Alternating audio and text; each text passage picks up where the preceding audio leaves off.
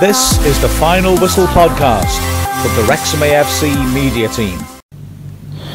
The final score, Wrexham 1, Solihull Moors 0. Sometimes you get an ugly win, sometimes you get a lovely win. I tell you what, they're all worth 3 points. And this one, although it was very different in nature to what happened on Boxing Day, it's probably just as great a win as the 5-1 against Salford City. Solihull Moors turned up like Salford as serious promotion contenders. Unlike Salford, they really performed. They put their game plan into good effect, but Wrexham dug in and had to win ugly. There wasn't much of the fluent, stylish bravura football that we saw against Salford. Solihull just would not allow that to happen, but Wrexham battled hard, met them toe-to-toe and ground out the victory, and those wins are just as valuable as the spectacular ones.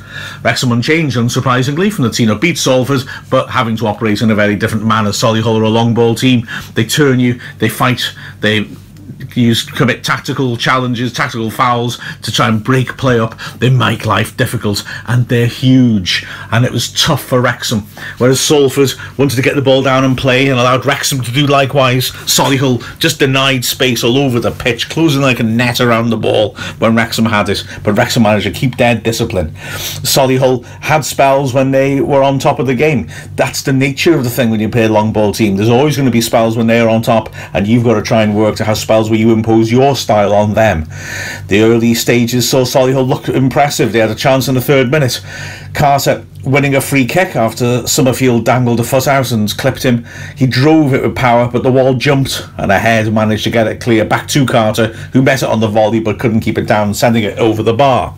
Wrexham, for the first 10 minutes, didn't threaten much, but then had a decent opportunity, ironically, for Wrexham. Their best chances in the first half almost all fell to Akil Wright, who isn't probably the player you'd want them to fall to. Wright had another excellent game, a bit higher up the pitch than we've usually seen him this season, where his energy and his willingness to fight for the ball, his pressing ability and his sheer size was really useful to counteract Solihull. But he did miss a trio of presentable opportunities. The first one was probably the best one, a tremendous diagonal by Walker out to the left hand side. Wrexham looking at their best either when they were patient and forced Solihull back just by moving the ball around, or when they hit diagonals out to the flanks to get the full backs high up the pitch. On this occasion, Walker picked out Grant, who held it up and waited for Jennings' overlap. When Jennings arrived, he ripped in a cross to the far post. Akil Wright climbed 6 yards out. It was almost a mirror image of the goal he scored against Salford, except for the finish, because he just didn't get on top of it and planted the free header way over the bar. Then it was back down the other end. Walker, having been so sublime in his passing a moment ago, had his pocket picked by Danny Wright, the ex-Wrexham striker who was getting the bird throughout the game from the Wrexham supporters. He fed Blissett, and as Blissett lost balance, he did well to shift feet, and as he fell backwards, drill a real powerful toe poke from 25 yards, which just whistled past the left post of Leighton, looking concerned. Then it was Wrexham's turn. Bevan was excellent up front, often left quite isolated. He battled away, made the ball stick, or just made it difficult for the centre-backs, particularly Goodger, who he pulled on to get the ball clear properly.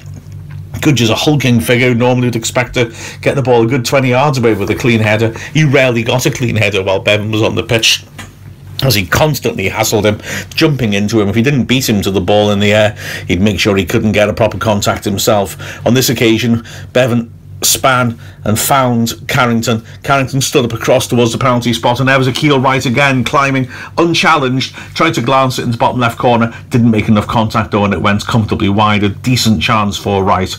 Then it was Solihull's turn again. Carter picking the ball up 25 yards out. Wrexham uncharacteristically backed off him. He carried it to the edge of the area and drilled a strong shot inside the left post. Leighton got down well low to his right to parry it away, and Wrexham was straight up the other end and threatening themselves. Bevan holding the ball up really well before laying the ball off to Wright on the edge of the area. Wright drilling a shot which he scooped a good distance over the bar. Wrexham's best chance of the half came in the 26th minute. It starts off with Rutherford doing well on the left-hand side and swinging across to the far post. Bevan tried to put it back into the danger area. His effort was blocked, span back out, and Bevan drilled it in, this time powerfully and flat across the face of goal. It beat the keeper, and Grant, lunging in, looked like he was going to score in front of an open goal, but superb defending by Tyrone Williams, who managed somehow to stretch under his own bar and get the ball clear. When the ball was cleared, Akil Wright attacked it, and from 20 yards out struck the ball much more cleanly than his other efforts, but it was very well blocked. And when it span out wide, Carrington had a go, standing up and threatening cross to the far post. Grant attacked it, and the fullback Record did well to get in the way and block him off enough. Grant hurled himself at it and just couldn't quite reach it inside the 6-yard box. There was a shout for a penalty after half an hour for Wrexham, although got to be said, it was more from the crowd than the players. Akil Wright waiting for a dropping ball in the goal mouth, failing really to challenge for it. The fans claimed he'd been held down. Wright didn't complain, which I think probably told you everything about the validity of the penalty shout. But it's got to be said, the fans played their part in this match, and so therefore that's worth a mention. The referee was not the strongest, really. You want a firm ref, I think, against a side like Solihull. Mr. Bourne wasn't that, but the crowd were constantly putting pressure on him, constantly demanding decisions. I don't think that hurt. So the crowd, apart from the noise they made, especially in the second half, supporting the team, played their part, pressuring the official. However, the ref did give a controversial decision when Danny Wright, cutting between Jennings and Pearson, hit the deck rather theatrically. Hard to tell, to be honest, whether there was contact on him or not. Strange the referee didn't book either play, because he was breaking unhindered into the side of the penalty area. From the free kick on the right flank, Carter ripped a great ball in under the bar. It was attacked by Blissett, who got there ahead of Lane. The keeper, I think, put him off though, and his header from close range went well wide of the left post. And within a minute, it was Wrexham going up the other end. Another good diagonal by Walker, this time picking out Jennings. His cross was headed clear. Summerfield on the edge of the D made good contact with his volley, but couldn't bring it down quickly enough for it to not go over the bar. In added time at the end of the first half came Solihull's best chance, certainly of the first half, if not of the match. Osborne, with a long throw which was half cleared to Carter, who chested down 15 yards out, managed somehow to force his way through a crowded penalty area and drove in a shot which beat Langton, but James Jennings did well to come in off his post and clear it off the line. The second half, Wrexham started brightly, and within 3 minutes of the restart found themselves ahead. Great work by Grant, picking it up on the left hand side and feeding it to the overlapping Jennings. Jennings did really well, an awkward ball to tame, but he managed to drive on, get behind the defence and drive along the goal line before drilling the ball into the goalmouth. Bevan at the near post, good movement by him. I think he may have been trying to Rakeel Pike, trying to backheel it into the net. He made contact on it, but enough not to put it in, but to send it across the face of goal, where Rutherford, lunging in, managed to knock it over the line from about a yard out and give Wrexham the lead, I think possibly off his chest, but who cares how they go in. Rutherford scoring what turned out to be the decisive goal. From then on, well, there weren't many chances for the next decent 20-odd minutes, 25 minutes or so. Wrexham looked good shortly after the goal, pushed on more and more and looked like they had another goal in them, but weren't able to really create an opportunity. And in the latter stages, especially the last 15 minutes or so of the game, Solihull started to grind away and started to put pressure and force Wrexham further and further back. Wrexham's substitutions tended maybe to be reactive a little bit, putting Young on ahead of instead of Bevan, who's really running himself into the ground in order to try and give a bit more solidity perhaps and protection. They were also hampered when Brad Walker went off late on. His height was missed when there was a bombardment into the penalty area, although it was good to see Kevin Roberts come back on the pitch. And Solihull did start to create some opportunities. They caught Wrexham on the hop, Osborne going across to the flank, 15 minutes left to take a throw. Wrexham assumed it would be long like every other one he'd taken, and therefore only left one back out to pick to Shorts to watch out for a short throw-in.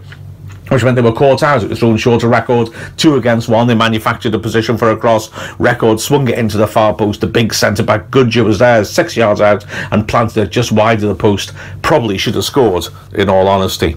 Wrexham had a bit of respite a minute later with a really good breakaway. Nice work by Rutherford and Grant, ending in Somerville pulling the shot well wide from the edge of the area. And now another opportunity when a good ball down the left-hand side by Rutherford, picked out to Keogh Wright, who, lacking support, cut inside, and it's a shot from a tight angle, which was powerful, but was never really going to beat the keeper. With 5 minutes left, Solihull were really trying to throw the kitchen sink at Wrexham. They threw 4 men up front, replacing their massive front line with a completely different massive front line, and ended up sending the huge centre-back Liam Daly up there as well, and were really launching balls forwards for set pieces. The keeper would come up and stand on the halfway line, letting everybody else go into the box, and Wrexham found themselves hemmed in, but they went toe-to-toe and defended heroically. A corner half clears, saw the ball swung back in from the left-hand side, and Goodger had another opportunity when it dropped loose from a mass of bodies. 8 yards out, he lunged, drove it powerfully into the ground, but it spanned just wide of the left post. Wrexham was struggling to get away on the breakaway. They brought Ben Tollett on with 11 minutes left to try and do that, and I don't think he really touched the ball from the first 8 or so minutes. Once he was able to get involved, though, he did start to show his threat, picking the ball from a Jennings throw-in, cutting inside nicely and drilling a shot, which was too straight and didn't cause the keeper trouble. Moments later, again bursting to the edge of the area threateningly, but when it came to nothing, Solihull broke away, and in the last minutes the game had their last real opportunity. Yusuf cutting in and finding Stenson on the edge of the D. A great tackle by Pearson, but Stenson managed to get to the loose ball and drive a shot just wide of the right post. Lainton rooted to the ground wrong-footed. It was so close to an equaliser, but in all honesty, Wrexham deserved the win. They showed real character in the 5 remaining minutes added on by the referee. They really gritted their teeth and fought for the clean sheet. A tremendous result to beat a Solihull side who are in good form and pushing on hard themselves for promotion. Wrexham should be very, very pleased with that outcome. For further analysis, have a listen to what Lucy Scott, James Harrison and myself said on Callan FM after the final whistle. This is the Final Whistle podcast from the Wrexham AFC media team. Wow, 1-0 to Wrexham. Lucy, very different from Boxing Day, but frankly, that's just as big a win, isn't it? Yeah, definitely. A totally different game, much more physical game. But how much resilience Wrexham did show. You know, Solihull did have chances, so did Wrexham. It could have had more goals in the game. But I think we're definitely seeing confidence and more composure, and I think you talked about last time as well, more coherence and De Barrow.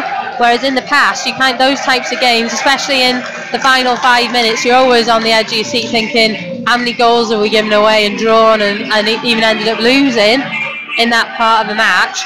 And we just seem to be collectively, they all have faith in each other, they're all working hard. Seasons in the past, you kind of come away and think, some of the players haven't even given 100%. You know, we don't say that this season. They do, don't they? They're all giving more. Yeah, well, I'll give more than 100%, but they're all giving 100%. They're all working hard for each other, and it, you know, it is paying off. And I know at the time, a lot of the fans were probably more annoyed at Ricketts for going, but actually, we were talking before. I'm thankful he's gone. We just look a much better team under Barrow.